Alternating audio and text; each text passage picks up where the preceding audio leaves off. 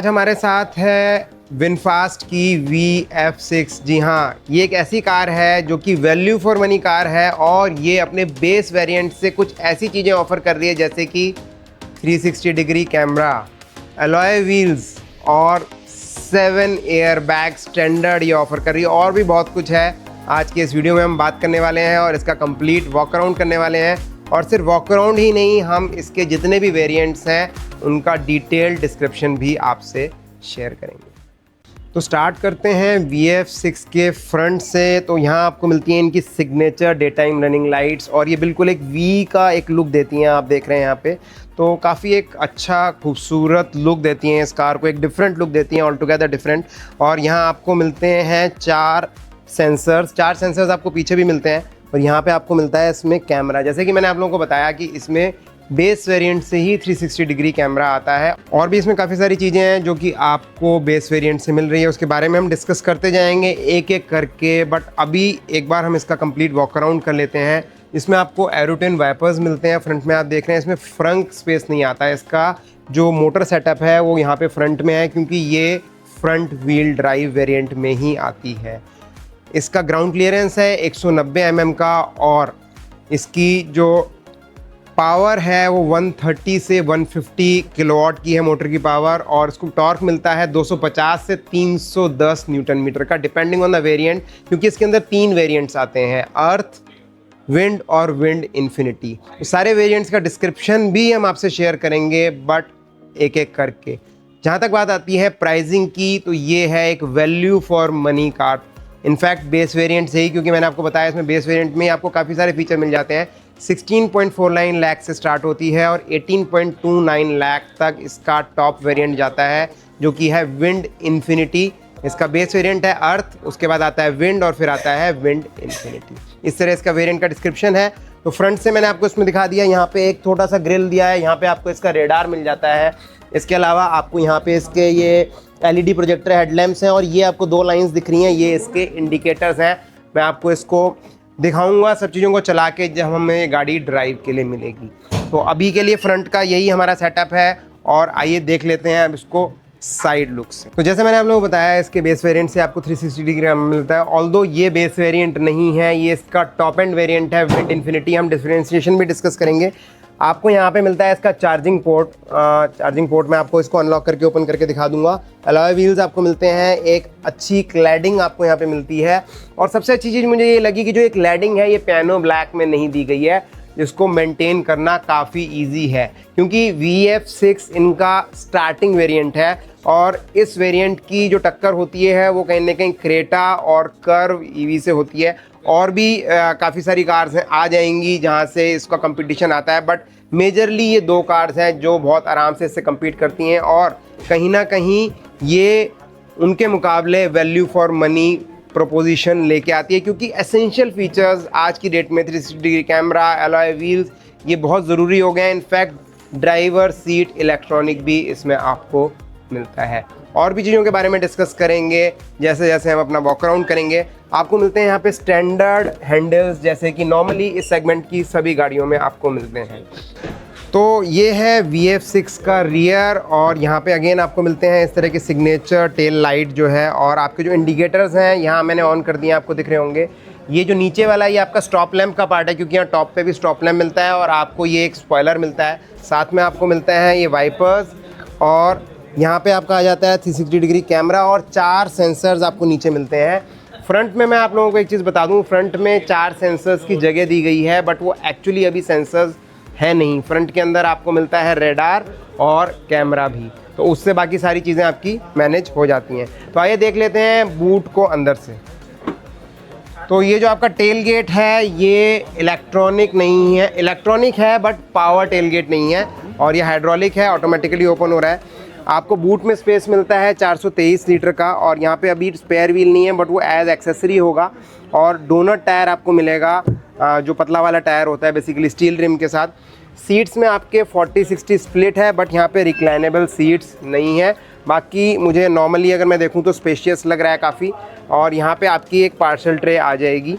तो ये बेसिकली आपका पीछे का सेटअप है। तो अब आइए इसको अंदर से देख लेते हैं। साइड लुक्स हम इसकी देख चुके हैं और फिर इसकी कंप्लीट डिटेल स्पेसिफिकेशंस को भी डिस्कस करेंगे। तो साइड में अगर आप यहाँ पे देखेंगे, इसके अंदर ये ऑल लेदर दिया गया है डोर्स पे। ये मोका ब्राउन कलर का आई थिंक है ये, और ये डोर काफ़ी अच्छा लग रहा है। साथ में एक ये गोल्डन कलर की लाइनिंग जो इसी तरीके से कंटिन्यूड है यहाँ पे। जब आपका डोर क्लोज हो जाएगा, अगर आप उस साइड से देखेंगे तो ये पूरी कंटिन्यूड है। और जो ये एसी वेंट्स दिए गए हैं ये भी अच्छे दिए गए हैं, बिल्कुल कंटिन्यू टाइप के हैं। कुछ इसी तरह के मेरे B6 में भी हैं। और हम देखें तो ग्लव बॉक्स यहाँ पे है आपका। ऑल्दो मुझे कहीं से भी ये कूल्ड नहीं नज़र आ रहा है, मैंने पता करा ये कूल्ड है भी नहीं। तो इस तरह का एक ग्लव बॉक्स दिया गया है। और अगर आप देखें तो यहाँ पे ये जो आपको स्क्रीन मिल रहा है 12 इंची का, ये टिल्टेड है, ये ड्राइवर की तरफ टिल्टेड है, जिससे कि ड्राइवर को यहाँ पे इसका के पूरा जो आपका एक DID अलग से मिलता है, बाकी कार्स में इसमें DID नहीं मिलता है, तो उसको यहाँ पे टिल्ट किया गया है। इसको मैं और डिटेल में आपको बाद में बताऊँगा। यहाँ अगर हम सीट्स देखें तो सीट्स आपकी वेंटिलेटेड सीट्स आती हैं यहाँ पे, और ये भी एक अच्छा कलर कॉम्बिनेशन इन्होंने दिया है। सेंटर आर्मरेस्ट वगैरह भी मैं आपको अभी दिखाता हूँ।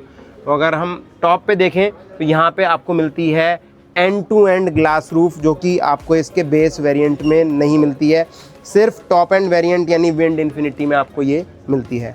अगर हम रियर की बात करें तो अगेन यहाँ पे सेम जो फिनिश कैरी होती है, यहाँ पे अगेन इसी तरह का आपको गोल्ड इस तरह का ट्रीटमेंट दिया गया। इसी के अंदर आपका ये हैंडल भी दिया गया है, और यहाँ पे भी आपको लेदराइट फिनिश मिलती है आपके डोर पे। और सीट्स की बात करें तो आप ये देखिए, ये वाली जो आगे वाली सीट है ये पूरी तरह से पीछे है इस समय पे, और मेरी हाइट 5'8" है, और तब भी मेरे को यहाँ पे बहुत ज़्यादा तो नहीं बट कंफर्टेबल लेग स्पेस मुझको मिल रहा है, कोई दिक्कत नहीं है। और अंडर थाई सपोर्ट भी मेरे को ओके मिल रही है। आई थिंक थोड़ी सी इसको आगे कर देंगे तो मुझे बेटर अंडर थाई सपोर्ट मिलेगी। अगर मैं ऊपर की बात करूँ यहाँ पे, तो यहाँ पे 5'8" के हिसाब से मेरे को ठीक ठाक रूफ हाइट यहाँ पे मिल रही है, तो ये गैप अच्छा है। अगर कोई जना अराउंड 6 फीट का होगा तो हो सकता है उसको यहाँ पे ये टच हो सकता है या काफ़ी पास आ सकता है, बट अच्छा खासा स्पेस यहाँ पे मिल रहा है, और यहाँ पे मेरे को काफ़ी अच्छा लग रहा है। अगर हम बात करें तो यहाँ पे सेंटर में हमारे पास है सेंटर आर्म रेस्ट, और उसमें कुछ इस तरीके से एक कप होल्डर्स ओपन हो जाते हैं जो कि काफ़ी स्टाइलिश फील दे रहे हैं। पीछे आपको मिलते हैं 3 हेडरेस्ट। सेंटर जो पैसेंजर है उसके लिए भी आपको हेडरेस्ट मिल जाता है। अगर मैं सेंटर में शिफ्ट हूँ तो यहाँ पे हल्का सा हम्प है, बट बहुत नेग्लिजिबल है, ज़्यादा मेजर नहीं है। यहाँ पे आपको मिलता है ये रियर AC वेंट्स, जो कि एक ही हैं, ये दोनों साइड के लिए नहीं है, ये सेंटर में एक तरह से दिए गए हैं। तो ये साथ में आपको यहाँ पे मिल रहा है 2 USB ports. C type port मुझे मिसिंग दिख रहा है, आगे एक बार चेक करेंगे कि है कि नहीं है। रीडिंग लाइट्स की मैं अगर बात करूँ तो यहाँ पे ये काफ़ी स्टाइलिश सी रीडिंग लाइट मिल रही हैं, जो कि सेंटर में है। मुझे कुछ अच्छा कंसेप्ट लगा कि सेंटर में हम इसको पढ़ सकते हैं। नॉर्मली साइड्स में होती है रीडिंग लाइट, बट यहाँ पे ये सेंटर में प्रोवाइड की गई हैं। बाकी जो ग्लास रूफ है एंड टू एंड, ये काफ़ी खूबसूरत लग रही है, जो कि पूरी रूफ को कवर करती है। और मुझे लगता है ये कहीं ना कहीं कुछ इसके अंदर फिल्मिंग की गई है, और जिससे कि आपके ऊपर सन की UV रेस का कोई इम्पैक्ट ना पड़े। यहाँ पे आपको पॉकेट्स भी मिलती हैं ये फ्रंट सीट्स के पीछे, तो पीछे का एरिया ऑलमोस्ट बहुत अच्छा हो जाता है। एक चीज़ मैं मेंशन करना भूल गया कि यहाँ पे आपको बॉटल के लिए भी ठीक ठाक स्पेस मिल रहा है।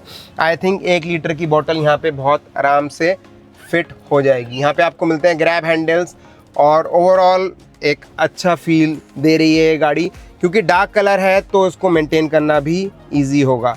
तो आइए चलते हैं फ्रंट ड्राइवर सीट पे और बाकी डिटेल्स इसकी डिस्कस करते हैं। तो ड्राइवर डोर में आप देखेंगे यहाँ पे आपको रिक्वेस्ट सेंसर मिल रहा है। इस रिक्वेस्ट सेंसर से मैं लॉक अनलॉक कर सकता हूँ अगर मेरे पास कीज़ हैं। और अब चलते हैं अंदर और आपको अंदर का दिखाते हैं। ड्राइवर डोर में आपको कुछ बेसिक मिनिमलिस्टिक कंट्रोल्स मिल जाते हैं, जैसे कि ये चारों विंडोज़ के कंट्रोल्स हैं, बाकी विंडो को लॉक करने का और सारे डोर्स लॉक अनलॉक करने का। यहाँ पे आपको जो स्पेस है बॉटल होल्डर वो काफ़ी अच्छा मिल रहा है, सेम इसी तरह पैसेंजर साइड में भी है। अब इसको हम थोड़ा सा अंदर से देख लेते हैं, बट उससे पहले हम देखेंगे यहाँ पे जो आपके AC वेंट्स का जो एक थीम है वो पूरा का पूरा पीछे से कैरी फॉरवर्ड है। और यहाँ से आपको अगेन फ्रंट जो इसका फ्रंट है बोनट उसको ओपन करने का ऑप्शन मिलता है, उसको भी मैं आपको एक बार दिखा दूंगा, ऑल्दो इसके अंदर फ्रंक नहीं आता है। जो स्टीयरिंग है ये काफ़ी अच्छा है, एक डी कट के अंदर स्टीयरिंग है और बहुत अच्छा कन्वीनियंट एक बहुत छोटा सा स्टीयरिंग दिख रहा है। ऑल्दो इसके अंदर टिल्ट एंड टेलीस्कोपिक का भी ऑप्शन है। अगर मैं आपको दिखाऊं तो ये तो इसका टिल्ट है एंड टेलीस्कोपिक इतना है, तो अच्छा है, बहुत कन्वीनियंट है।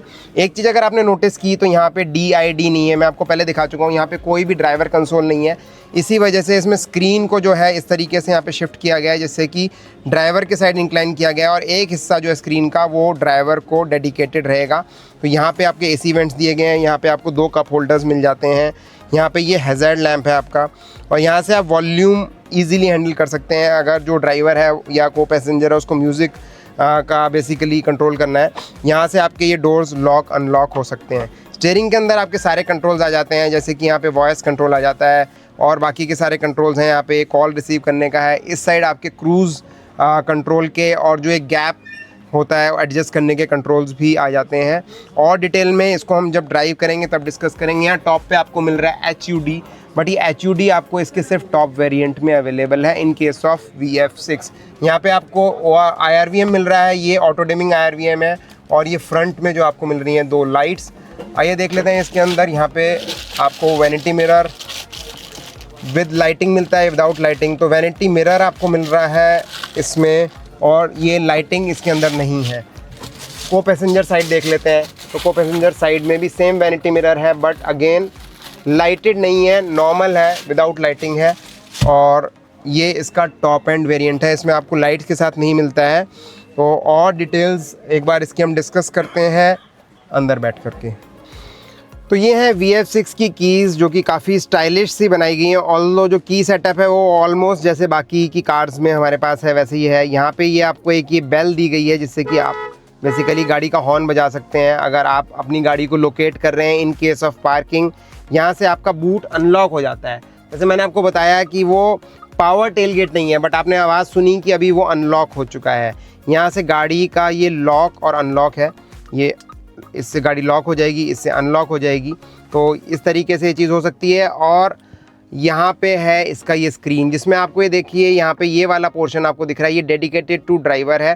इसमें ये कह रहा है press brake to start. Although हम इसको स्टार्ट नहीं करेंगे, इसको अभी हम जब ड्राइव के लिए हमें मिलेगी तब हम स्टार्ट करेंगे। यहाँ पे आप देखिए दिखा रहा है 63% में 292 किलोमीटर। और इसके अंदर जो ये मोड्स हैं ये आप यहाँ पे इसके नज़र आ रहे हैं, इनको स्विच यहाँ से आराम से कर सकते हैं। ये कुछ बहुत इजी एक्सेसिबल एकदम पियानो की तरह से दिया गया है। ये पार्किंग है, ये ड्राइव है, ये न्यूट्रल है, ये रिवर्स है। और ये जो एस्ट्रिक दिया गया है इसमें आप अपने हिसाब से कोई भी चीज़ यहाँ पे सेटअप कर सकते हैं। अगर यहाँ पे आप देखेंगे तो नीचे AC के जो कंट्रोल्स हैं आपको ये हमेशा नीचे दिखते हैं। अगर हम मेन्यू में किसी और ऑप्शन पे जाते हैं तो भी आपको नीचे हमेशा दिखते हैं। और जो ड्राइवर के लिए जो यहाँ पे मोड्स दिए गए हैं ये भी ऑटोमेटिकली आपको नज़र आते हैं।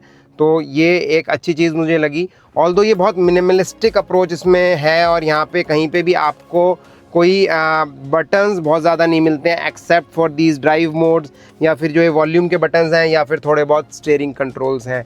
सारा कुछ यहाँ पे स्क्रीन से ही आपका मैनेज होता है। और मैंने जैसे गाड़ी अनलॉक करी तो आप यहाँ पे देखेंगे कि यहाँ पे सारी चीज़ें आपको दिखा रहा है, अलग अलग इसके मोड्स। ये हेडलाइट वगैरह आप यहाँ से चेंज कर सकते हैं। कार के मोड्स जैसे इको, नॉर्मल और स्पोर्ट आप यहाँ से चेंज कर सकते हैं। रीजन का लेवल आपको 4 मिल जाते हैं, लो मिड हाई करके हैं, L1 L2 L3, जैसे हम लोगों को नॉर्मल कार्स में रहता है वैसे नहीं है, थोड़ा सा नाम चेंज कर दिया गया है। यहाँ आपको ये मिलता है 360 डिग्री कैमरा। तो कैमरा इसका भी ऑपरेट नहीं हो रहा है, मे बी जब ये स्टार्ट होगी तब होगा। यहाँ पे आपको एंड्रॉयड ऑटो और एप्पल कारप्ले भी मिल रहा है, और भी काफ़ी सारे ऐप्स हैं। और ये ऐप्स पूरा डिटेल में हम डिस्कस करेंगे जब हम इसको ड्राइव पे लेके जाएंगे। और यहाँ पे दिख रहा है नॉट कनेक्टेड, दैट मीन्स कि इसके अंदर इनबिल्ट eSIM का प्रोविज़न है। अभी पूरी डिटेल्स मेरे पास नहीं है, बट डेफिनेटली ये चीज़ होगी, क्योंकि यहाँ पे एक ऑप्शन दिया हुआ है नॉट कनेक्टेड, मीन्स यहाँ पे इसका eSIM अभी कनेक्टेड नहीं है। जब वो कनेक्ट हो जाएगा, रजिस्टर हो जाएगा, तो उसके बाद आपको यहाँ पे सिम भी दिखेगा। और डिटेल्स इसके बारे में हम डिस्कस करेंगे जब हम इसको ड्राइव करेंगे related to its performance and working, but कुछ बेसिक डिटेल्स मैं आपसे शेयर कर दे रहा हूँ।